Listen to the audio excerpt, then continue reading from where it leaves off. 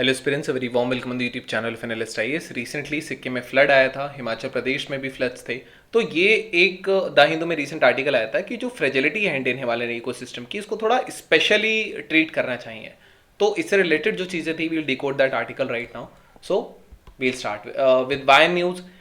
Environment impact assessment क्या है, कैसे इवॉल्व हुआ। मोरओवर जो 2020 का जो एआईए आई काफ़ी ज़्यादा न्यूज़ में था 2020।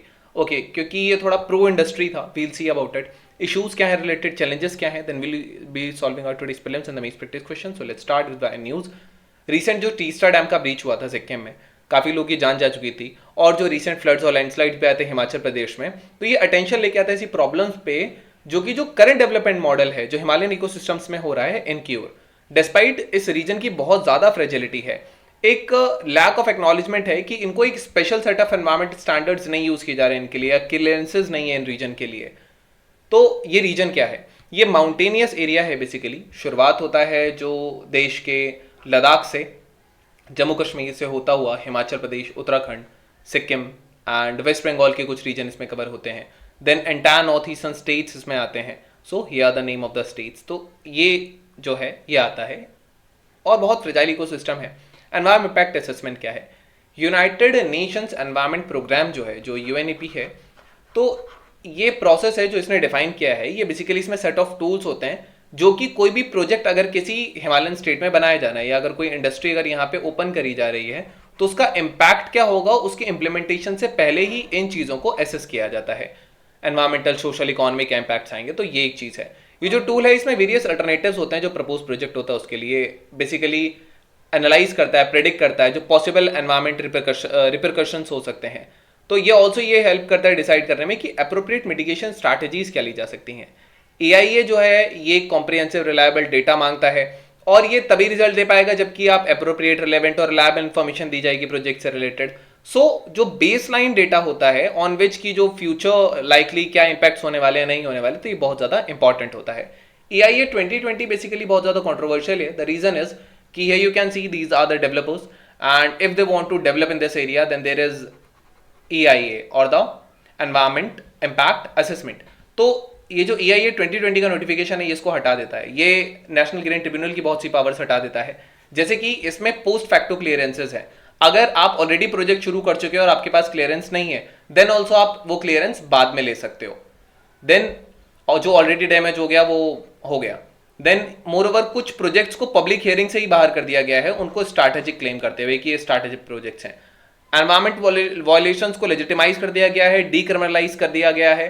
देन मोरओवर अगर कोई कंप्लाई नहीं कर पा रहा है तो उसके बाद भी चीजें आसानी से हो जा रही हैं। मोरओवर कुछ प्रोजेक्ट जैसे रोपवे है या वाटरवेज हैं, तो इनको एनवायरमेंट क्लियरेंस चाहिए नहीं इनके लिए, तो ये एक प्रॉब्लम है।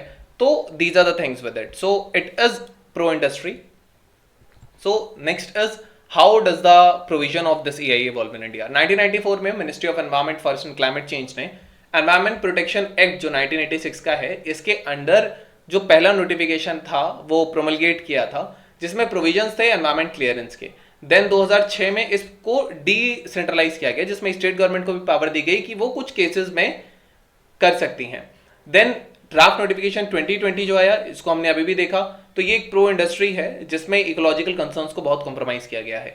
इश्यूज क्या है इस रीजन से रिलेटेड, तो ग्रेडेड अप्रोच जो है उसमें फ्लॉज हैं, स्पेसिफाइड फ्लॉज हैं ग्रेडेड अप्रोच में। जो इंडिया का रेगुलेटरी सिस्टम है, जैसे जो मिनिस्ट्रीज और डिपार्टमेंट है, ये एम्फेसाइज करते हैं कि जो इंडियन हिमालयन रीजन है इसको स्पेशल स्टेटस नहीं दिया जाए, डिस्पाइट इसकी बहुत इकोलॉजिकल सिग्निफिकेंस है। हिमालय जो है एक्सट्रीम वेदर कंडीशंस के बहुत प्रोन है, सेस्मिक एक्टिविटी होती रहती है, क्योंकि जो इंडियन प्लेट है वो यूरेशियन प्लेट से टकराती है और ये बहुत ज़्यादा सेस्मिक प्रोन एरिया है।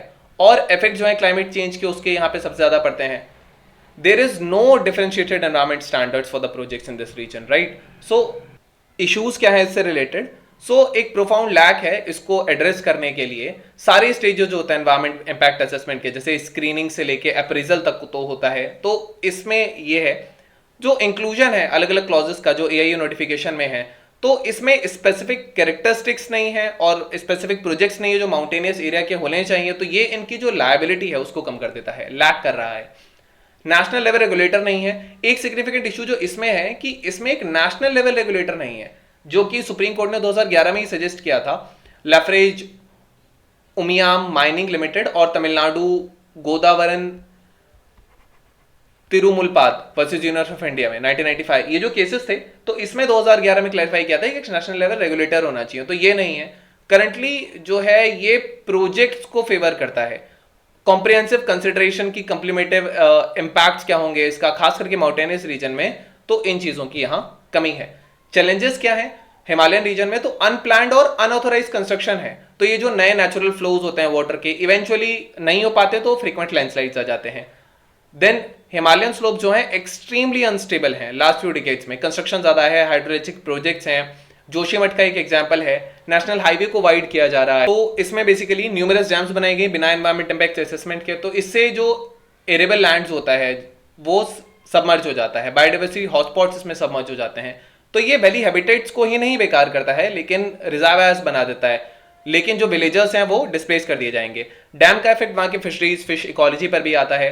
मोरओवर एक अनसुटेबली है ग्रेडेड अप्रोच के लिए, तो इंडियन रेगुलेटरी सिस्टम जो है ये ग्रेडेड अप्रोच यूज करता है, जो एक डिफरेंशियल रिस्क मैनेजमेंट अप्रोच है, तो कि जो प्रोजेक्ट आ रहा है ये प्रोटेक्टेड फॉरेस्ट पर है, रिजर्व फॉरेस्ट है, नेशनल पार्क है, क्रिटिकल हैबिटेट है, लेकिन ये जो ग्रेडेड अप्रोच है ये सूट नहीं करती स्पेशल इकोलॉजिकल फीचर्स को, जैसे कि जो एग्जिस्ट करता है इंडियन हिमालयन रीजन में। जब भी हम प्रोजेक्ट को कैटेगराइज करते हैं तो ये बहुत जरूरी है कि उसके सारे इंपैक्ट जो हैं हम उनको देखें, एक्टिविटीज को देखें, खास करके IHR में, in context of regions fragility, vulnerability and ecological and this things. So ecology under stress, population growth है, इंडस्ट्रियल ग्रोथ बहुत ज्यादा है, कमर्शियल एक्टिविटी बहुत ज्यादा है, तो ये स्ट्रेस लेके आता है, डिफॉरेस्टेशन, सॉइल इरोजन, प्रेशर है रिस्ट्रिक्टेड लैंड पर। मोरओवर वनरेबिलिटी है एक्सट्रीम कंडीशंस को लेकर के, हिमालयन रीजन जो है एक्सट्रीम वेदर इवेंट जैसे हैवी रेन्स है, फ्लैश फ्लड्स है, लैंडस्लाइड्स हैं, so these are the problems with it. Now we have today's prelims practice question, which of the following is not the risks associated with fragile Himalayan ecosystem, growing of urban settlements, making of huge dams, changing habitat of golden langours in the region, declaring an area as a conserved area. So you can type the answer in the comment section. Now we have our mains practice question. So why is Himalayan ecosystem so fragile? What are the steps which can be taken to protect this region? So this was all about today's video and session. I hope it understood it well. Thank you. Have a nice day and stay tuned with Nilist IAS for your better preparation.